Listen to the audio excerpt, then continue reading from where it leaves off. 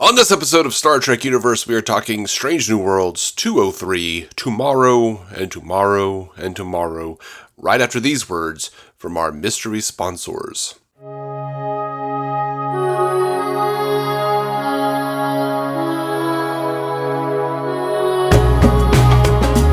Welcome to Star Trek Universe, the podcast where you get to listen in on two lifelong friends just sit and chat about Star Trek. And this week we got a good episode to talk about. My name is Matthew Carroll. I'm David C. Robertson. Dave. Yes, sir. Okay. Tomorrow, and tomorrow. Yeah. It creepeth. Let's talk about. Let's talk about this episode. Strange New Worlds. I freaking love this episode. It's so good. Tell me how you feeling. I really enjoyed it. I thought we got a lot of interesting character development with her. Mm-hmm. Still not loving Kirk. Still not loving Palia. Sure. Carol Kane. I seriously I have to have closed captioning when she talks. I don't know what she's saying. I like them both. But I particularly like Carol Kane. She was really fun. I love the story. It's just a really, really good story. We keep talking about, is Star Trek, do we feel like it's overwrought, or there's too much of it, or this or that? Are we losing the value of Star Trek by having so much of it? It just feels like water or whatever. But when an episode like this comes out, it makes me it justifies everything. And that's the thing, just make episodes that are really compelling like this. This felt this felt as, it wasn't as dark or as creepy, but it felt as prescient as a dark Black Mirror episode or something. The idea that she has to it's a reverse. They did a reverse Hitler, which I freaking love. The idea that you go back in time and you have the chance to kill Hitler. That's the whole that whole thought experiment. And instead she goes back and she realized she knows, because of what she's gone through, that if she doesn't save Hitler, that he's sorry for the Hitler analogies, but he's space Hitler. That's the thing. Yeah, it's Khan. It's Khan. He's not even space Hitler. He's just Hitler. He was on Earth. Right. Well, I'm just saying because it's a space show, but he's genetic augment Hitler, and she has to stop and kill this genocidal maniac, or save him, or her timeline is deleted, and it's this thing where she realizes the past happened for a reason. The things that are a part of her that she hates about herself, the fears she has about herself, it turns out in the end it was all part of some tapestry that led to a universe where Earth still has a sunset, and that's and there's some ways that's a really dark thing to say, because you're basically saying all those that terrible war had to happen, but that's the thing about time travel and killing Hitler. But man, golly, It's such a bold and interesting episode, and such a personal, emotional story for La'an. And that's the shit, man. When you can make I really love the idea that she comes to terms with her own demons. Her own things that she thinks she's gonna be. She fears being a terrible person. And she's been told her whole life she's a terrible person. And then she has to make this decision to save the man who caused all that pain. And it's just, it's good. Even when she's given that opportunity at the end, she's like, no, you can go back. He won't have existed, but you will. You've got this device. You can change the timeline. You can do it right now. And she looks seriously tempted, but she's like, no. I want to save my future. The future for everyone, not just myself, And there's also a wonderful idea of, she's looking at this young kid who's crying and hiding in the corner in this tiny room, and she's so maybe it's not the augmentation that made him evil. Maybe it was the fact that he was experimented on and kept in this shitty tiny room and abused. Yeah.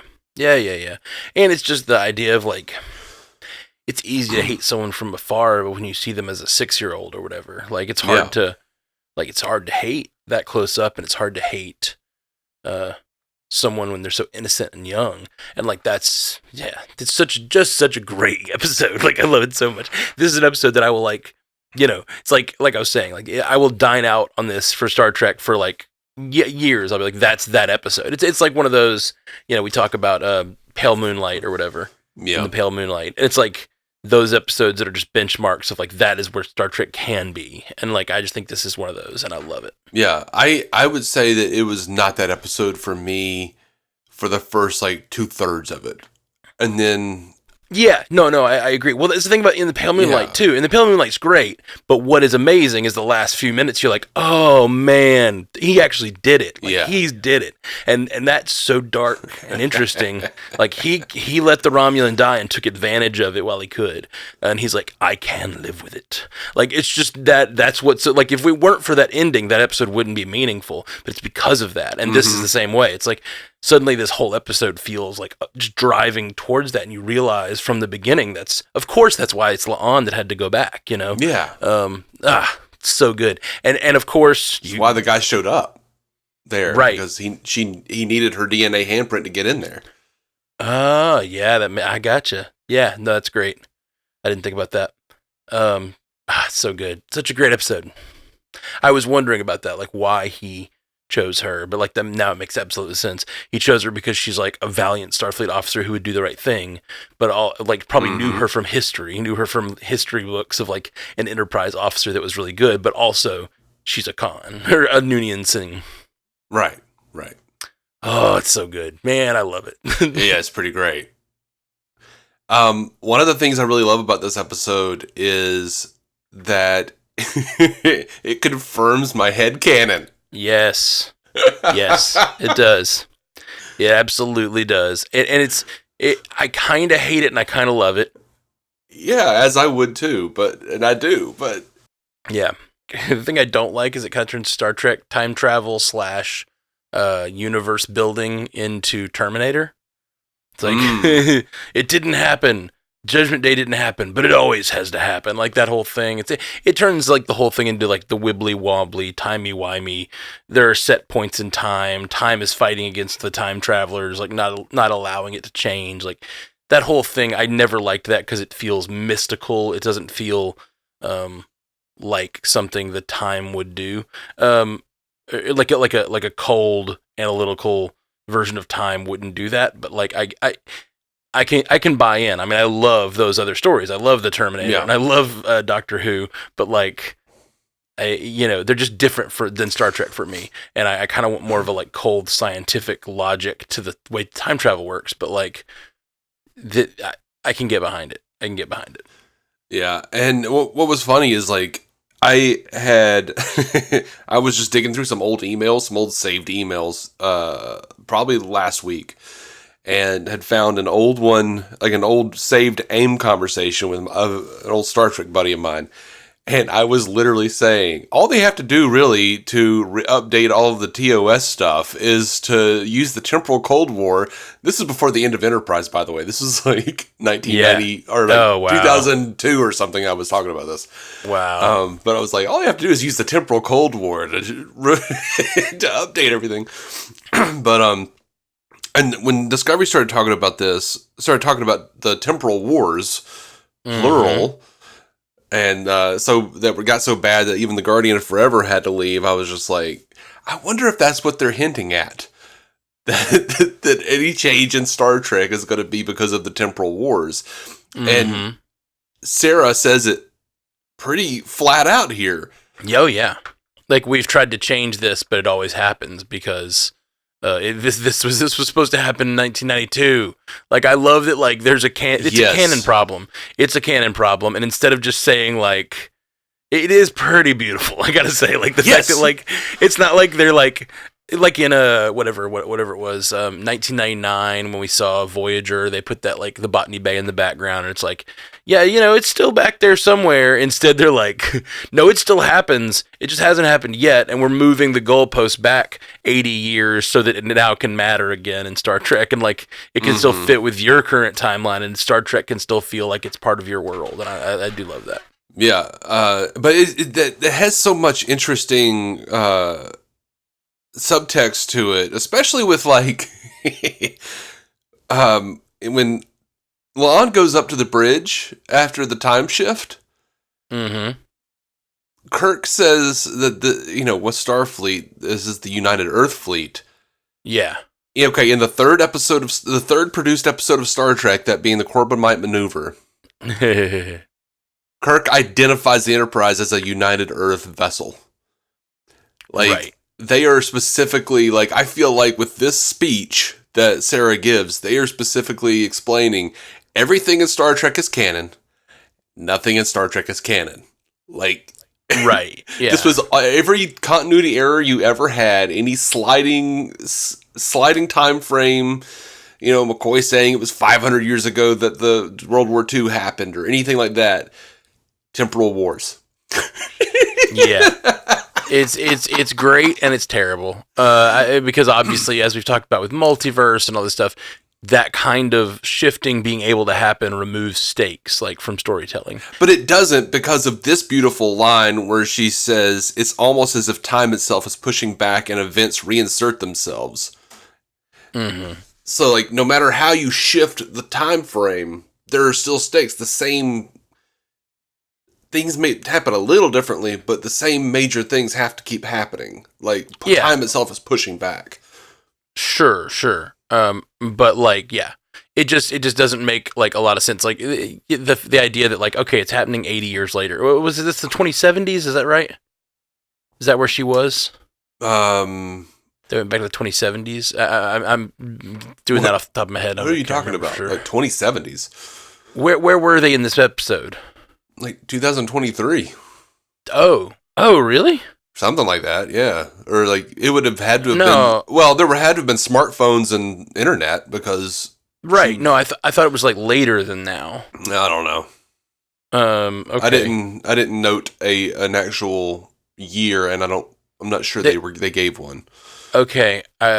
Maybe it was. He says some year, and then she disagrees with him. So maybe that's why it's not clear. But yeah, no. To me, this like confirms that people coming back from the future cause technology to be different. Yeah, it is the perfect explanation for all the upgraded aesthetics. We got more the temporal investigators from DS9. The time cops. Mm-hmm. I love that. And you saw like the little display that popped up. They showed like multiple little like a main time stream with like loops coming out of it and like branches. Oh, that's cool. No, yeah. I didn't see that. Right before she disappeared. That's really cool. Mm-hmm. Gosh, I love this episode. I mean, it's a time travel episode, but it's one that like I love time travel in general. I do too. This episode is not beloved for me because of the time travel. It's beloved for me because of like the character story, Yeah. I even love like, okay, whoever the actress was that played Sarah did such a good job being unhinged during that speech. Getting more and more. And like, it was chilling when she said all this was supposed to happen in 1992 and I've been trapped here for 30 years. Like, yeah. I loved that. Like, that was just that made me sick a little bit. And I love that they brought up, like, yes, Khan was supposed to happen in 92 to 96. Mm-hmm. I love referencing the original canon and being like, yes, this is the thing that was supposed to happen. Yeah. I love the explanation of it. Yeah, for sure. It's really rad. And I don't know how else they would do it other than make it. I mean, if time travel were possible, that's what it would be, is wibbly wobbly, timey-wimey. Like, it would be crazy. Yeah. Oh, yeah, for sure. And in the original series, they had them going back in time willy-nilly just to observe. Right. Yeah, that was really silly. Oh, by the way, the little someone told me that, and I haven't double checked it, but the little device that the time traveler gives La'an to go back in time. Somebody told me that was on like a display screen in Voyager from the Temporal Fleet. Oh, cool. Yeah. That's stupid and cool. Why is it stupid? No, it's stupid cool. I mean, like, it's just like, it's like awesome that it's like all these years later they make it real. It's just super cool. Oh, yeah. It's like funny. It's funny and like really, really canon specific and like going back in time, whatever 15, 20 years to like find like a random view screen and be like, yeah, we could use that. Like that's stupid, but it's like really like perfect and like great. Oh yeah. Yeah. That's what I mean by stupid and cool. Like the idea that they're like, sometimes the adherence to canon, which is incredibly important to me, like produces these things that I'm like, yeah, like the fact that they're like going back and rewriting the whole thing because of a line that was written in the 60s, you know what I mean? Because they said 1992 in the 60s, so now like it has to be 1992, so how can we make that make sense? And they write this whole episode and they insert that line, and it's like, in a way that's like whatever, I don't know, in a way that's like weird and funny to me, but like it's great, it's wonderful. I'm so glad they're doing it. Well, one of the things I really love about it is that it not only does it fix the timeline, it fixes it. It can improves it. Yeah. Like, so Prodigy, they like to, when they reference the original series, they like to show it as the original series showed it. Right. Lower Decks kind of goes back and forth, but you could make any kind of case for it. Like, Prodigy happened before a certain small change in the timeline. Mm-hmm. But any canon problem you have in the original series, temporal war. 100%, everything's 100% explainable now, which, I don't know, it makes absolute sense, and I like it. I love that it's explained, but also it's like a cheat code that now, in a way, they can like now get away with even more canon breaks or whatever. Oh, definitely. And which they will. There's no way they can get around it. Well, sure. I agree with that.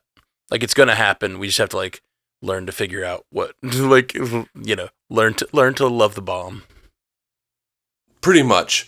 That's what it is. So they're like, look, we understand. We're like you. We want to know why.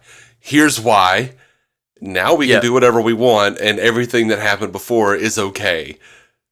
Yep. Absolutely. Absolutely. And that's all I've ever wanted is a line to tell me. And it was so beautifully delivered.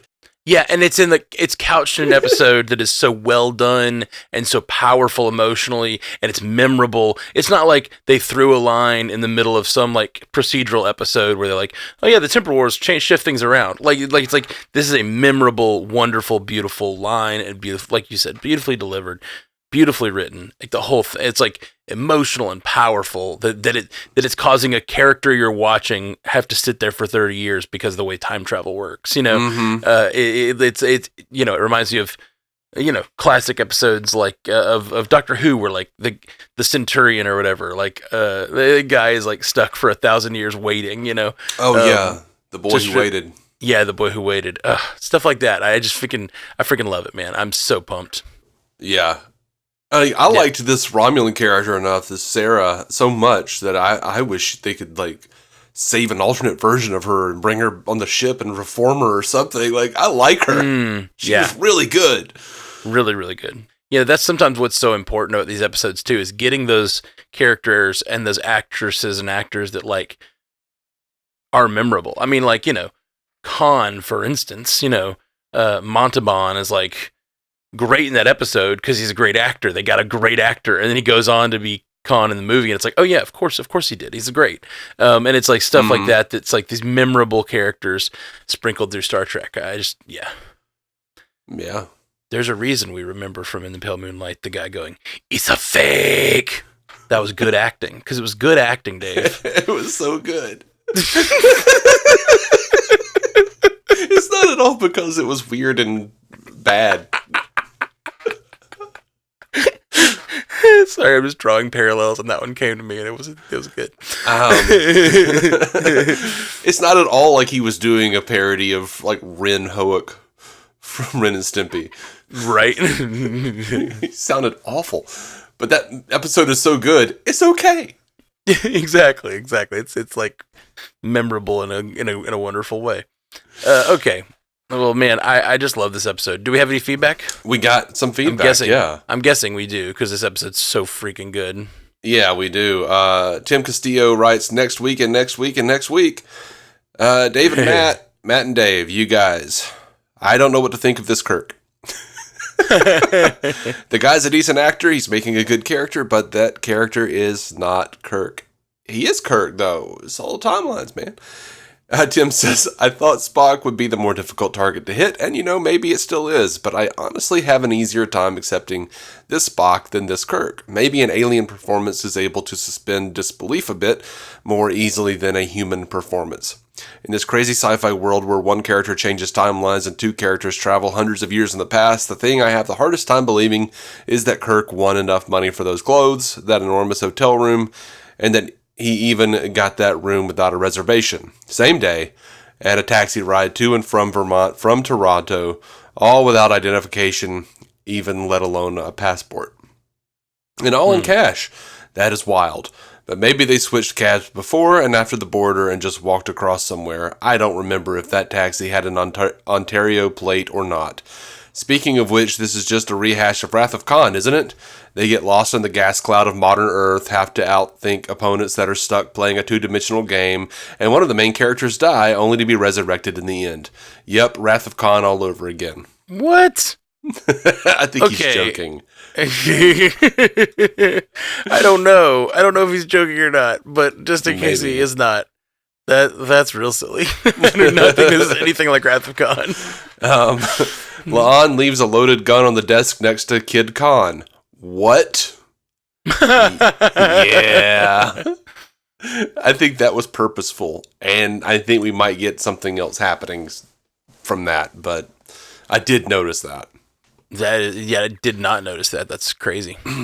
Also, she disappeared right in front of him. Oh, yeah. Yeah. Huh.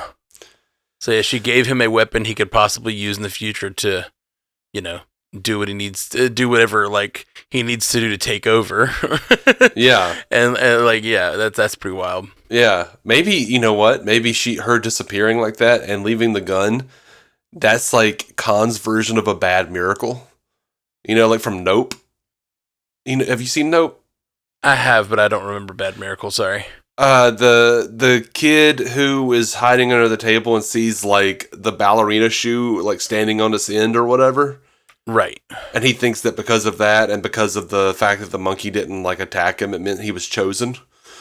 Okay. So like Khan, this like lady comes in and like saves him, leaves a gun and disappears. Maybe that's the thing that triggers him and makes him think that he's like supposed to be this god character.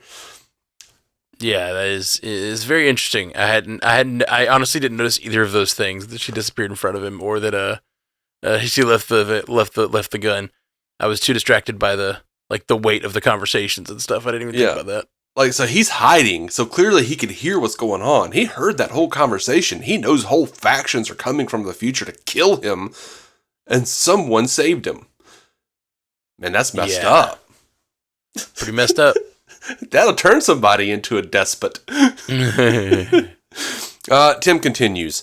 Hey, you know what? I've been hard on this episode, but I really like this episode. Even if this episode also pulled a classic TV and specifically CBS has no idea how computers work moment. La'an can open the biometric lock? Talk about hand wavy. But seriously, I thought this was a fun episode, a great episode for fleshing out La'an's character, and a great excuse to use Carol Kane in the episode. Could have used Billy Crystal as her human counterpart in the old shop and giving them a little wave goodbye as they go to storm the castle, though. No, I'm good. Tim says, the part of me that I liked the most was La'an calling Kirk and then just completely breaking down from such a crushing experience of going from being completely alone in universe she is a stranger to being alone in the universe where she is home. Mm-hmm. If she had just moved on like nothing happened, it would have been very unsatisfying. What I also appreciated is that she was caught up in a time-traveling, universe-altering, world-breaking story, and it only took one episode.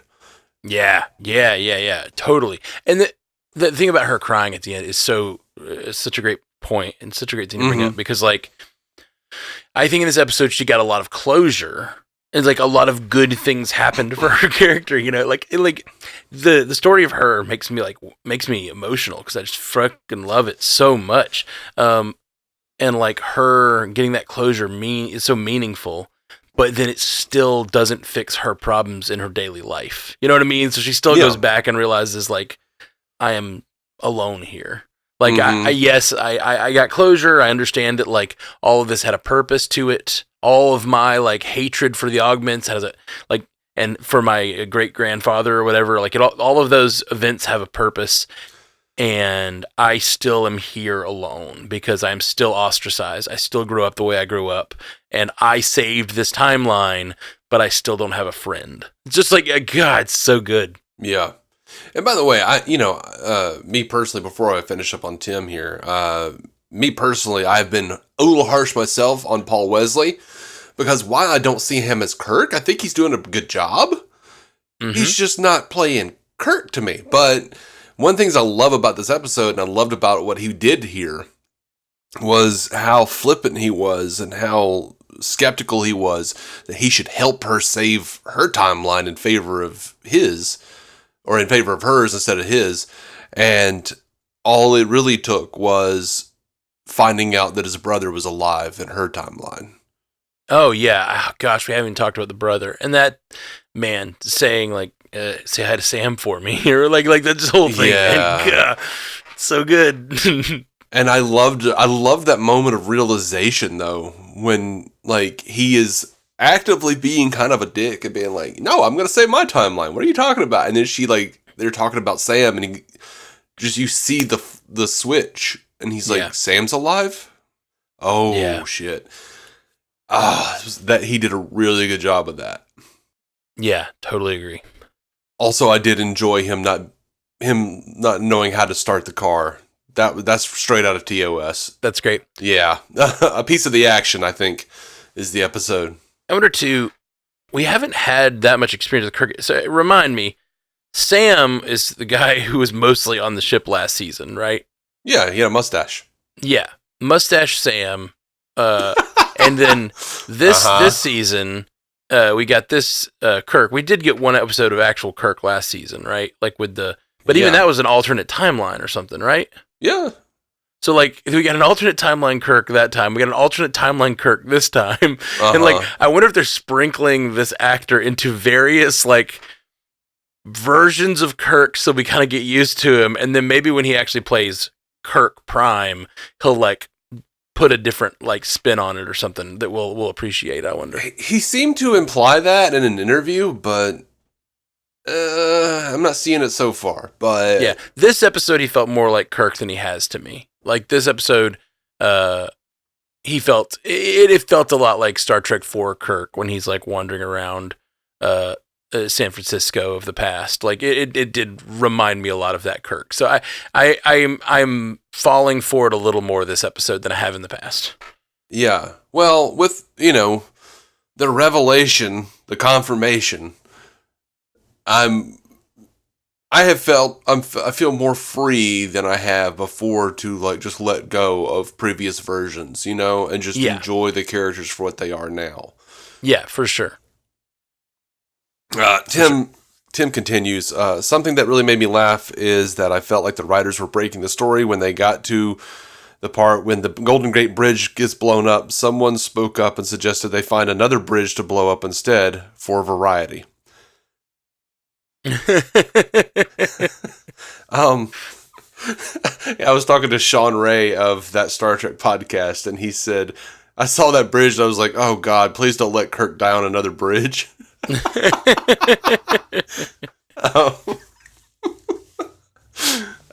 Tim says, great episode overall, loving this series more and more. I can see kids rewatching these episodes the way I watch TNG episodes recorded on VHS tapes while doing homework on my living room floor. And then he says, La'an! Then he also says, in a separate email, I'm a dummy. They didn't buy those clothes. Silly me. Everything makes sense now. Yeah. They stole those clothes, but everything else was a little weird for me, too. I was like, girl, that's a nice hotel room. What they doing? She's the one who tricked the censor or whatever, right? Or was that him? You talking about the clothes? Yeah. When she's one, it doesn't matter which one, but they totally just put something in the lady's bag so that the sensor would go off while she walked, and they can just leave. Right, I get it, but it's just funny that, like, I don't know, they're from the future, but that was like something they figured out very quickly, that like trick. It's like, has she been on a planet where she pulled that as a kid or something? Like, I don't know, like it didn't seem to track, but I'm fine with it. Yeah. No, that didn't bother me. She's a security chief, you know? Yeah, that's true. She probably looked around and saw the scanners and went, oh, okay. Yeah, that's true. That's a good point. We got a feedback from Matthew Davis. Cool. He says, well, that was interesting. I love when someone takes a trope and twists it. This time it was the old, what if you could travel back in time and kill a murderous despot as a child trope. The usual thinking for doing this is more immediate. Millions would not have died senselessly, generational and cultural pain and suffering eased. Maybe someone saved has a child or grandchild who cures a terrible disease, but in the long term, will the results actually be better overall? This time, it's the villain who's gone to kill the despot as a child because of the long-term results. Millions saved, but later billions lost, plus an alliance doesn't come to be. And then we have La'an, whose ancestor is the despot in question, who could shed herself and her name of being associated with a monster if she lets him die, who falls in love with an alternate version of someone from her time period, and who can't talk to anyone about her emotional pain from losing a love and triumph of overcoming her struggle with her ancestry. Wow, what a great episode. If Pelia doesn't remember La'an, I think at some point she'll see the watch turned detector and start to recall. Yeah, I was wondering about that, if she would remember Leon. I was definitely wondering if Pelia would, remember. Yeah, I was too. She didn't encounter her this episode, right? At the end? No, she did, because she goes up and tells Pike she thinks that they should let Pelia slide on all the stolen shit. Oh, that's right. Okay. Yeah. But we just didn't, it didn't impact Pelia's memory at all. And it's possible, I mean, it's been, however many 100 years, it's possible she just forgot. She doesn't, yeah. That's the funny thing about Pelia, I think, is, she lives forever, but she doesn't seem to have, any special abilities. I really liked that they were, in this episode, we need an engineer, and she's like, me, an engineer? Doesn't have any clue, because I guess she later becomes an engineer, yeah, which I thought was really fun. It's with 400 years left, you could probably become a pretty good engineer in that time or whatever. Yeah, I rolled my eyes super, super hard when she's like, I know an engineer in Vermont or whatever, and I was like, oh god, it's got to be Pelia, and then she gets there. I loved, though, that she didn't know what the hell was going on. She was like, too. What? I was like, oh, good. She's not an actual engineer. She just doesn't know anything. Yeah, I loved it. I love that kind of stuff. I love that Guinan lived so long and that, they can encounter her in the past and stuff. And, try to convince her that they're friends from the future. I just love that kind of stuff. And so this is just another good opportunity for that. I like it. Yeah. All right, we got an email this is our last email from Stu Little, of course, who titles his email, Oh Canada. Stu says, hey, so we have the Prime timeline, the Kelvin timeline, and now we have the Ontario timeline. It makes a change from seeing California, I suppose, but also nothing reminds you you're watching a North American sci-fi show more than explicit confirmation that is filmed in Canada. Still, it was a fun diversion for the most part. I liked the focus on La'an and her chemistry with Kirk, Ontario. Alien conspiracy lady being a Romulan was a nice twist, though I would have liked it if she had changed her personality to come across as actually Romulan at that point instead of just talking the same way. No, I liked her just the way she was. She's been there for 30 years. Yeah. She would just talk like she's talking. She probably did some work to become a spy there too before she landed, and then or before she went back in time, and now she's been there 30 years to acclimate. So yeah, totally. Yeah. Additionally, there's questions about the time travel stuff I have, if La'an remembers the bridge bombing, what prevented the further stuff from happening her original timeline? Or was this always her original timeline? And how is there an alternate Spock in this universe where humans wouldn't have had as much contact with other species? Though in fairness, the mirror universe has this problem too, with all the people who exist in both timelines despite how far back the diversion went. I'm sure you appreciate the fact they kind of address the eugenics wars continuity issue with the idea that it's shifting in time, but maybe if they didn't keep going back to Khan as a topic, we could just move on. Or maybe Star Trek could stop trying to line things up with the real world and just embrace an alternate future history kicking off by now. I don't want to be in my 60s watching Star Trek Legacy's Legacy and seeing an episode where Jacqueline Picard is in 2058 New Jersey and World War III still hasn't happened yet. I'm okay with all that. Yeah, this episode made it okay. I'm fine with it. I'm fine. I enjoy Pelia being the anti-Guinan, it seems, with how her assistance is totally accidental and she doesn't have a scene back in the present where she remembers Lon or anything. Lanthan Knights are still a bit annoying as a concept, though, for how much their existence in the lore is tied to Earth. Also, that temporal agent at the end should have been Crewman Daniels, with no effort to make him look younger or address whether he's dead or not, just to mess with the fanboys. No. I like the temporal investigations, people. Yeah, no, man, it didn't bother me. Like, the sliding timeline doesn't really bother me, honestly. It's fine. It's just like comic books. They've got to keep sliding it forward for it to make sense and be relevant to us. And at least this way, the way they did it, means that it'll always be relevant. Yeah. Everything is relevant. Everything happened the way it should and then got changed. And for it to change, it had to have happened that way in the past. So everything is important and everything happened. As we've been discussing, like everything is important, everything happened, but also it removes some possible stakes like that come from a single canon. And I anytime you got time travel, you're going to have that issue.